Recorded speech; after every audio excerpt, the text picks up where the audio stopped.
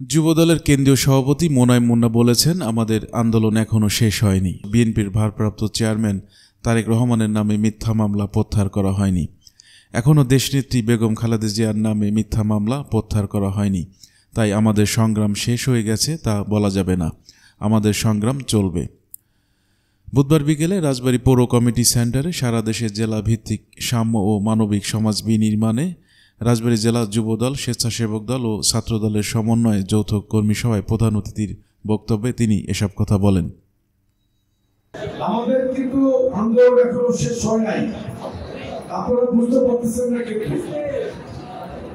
অনেকেই ব্যস্ত হয়ে পড়েছেন, কেউ ভাত নিয়ে ব্যস্ত হয়েছেন, কেউ ভালোবাসা নিয়ে ব্যস্ত হয়ে পড়েছেন।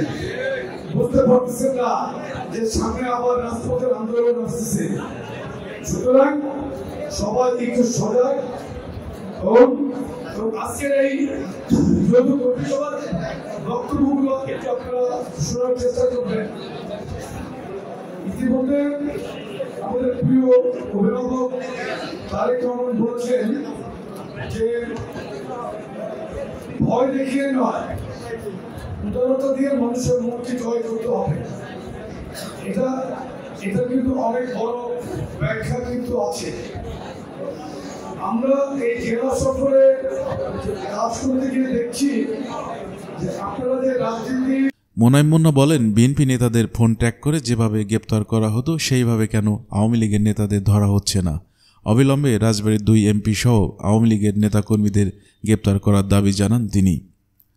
প্রশাসনের কাছে দাবি জানাই, আওয়ামী সন্ত্রাসীদের অবিলম্বে গ্রেপ্তার করতে হবে। ছাত্রলীগ জিল্লুর হাকিম এমপির পোষ্যগুন্ডা, কেরামত আলী পোষ্যগুন্ডাদের খুঁজে বের করতে হবে। আমাদের কিন্তু অনেক খুঁজে বের করতে, ফোন ট্র্যাক করতে আমাকে দীর্ঘ 11 মাস জেলখানায় বন্দী রেখেছিল শেখ হাসিনা বন্দী চালায়। তিনি রাজবাড়ীর বিএনপির রাজনীতিতে গ্রুপিং এর কথা উল্লেখ করে বলেন, এখানে শুধু গ্রুপিং আর গ্রুপিং, যা করে রাজনীতির অনেক ক্ষতি ইতিমধ্যে আপনারা করছেন। দেখেন আজকে এখানে আমাদের একটি অঙ্গ সংগঠন, বিএনপির অত্যন্ত গুরুত্বপূর্ণ অঙ্গ সংগঠন যুবদল, স্বেচ্ছাসেবক দল, ছাত্রদল, আমরা যৌথ কর্মী সভা করার জন্য এখানে উপস্থিত হয়েছি।